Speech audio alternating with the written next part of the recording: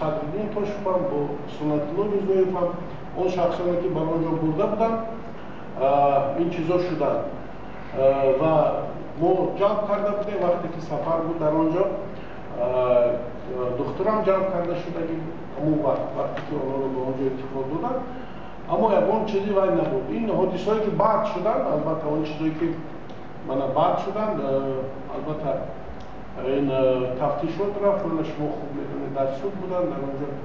وکیلان مدافع اونو بودن این مسئله حل فصل کرده شد بعد این ما دیگر یکون مراجعت نگرفتیم از اما وقتی که ما تشریف میبریم البته ما به همه مؤسسه وقتی که تشریف میبریم با همه اون محبوسانی که در اونجا هستن ما با اونها میخوریم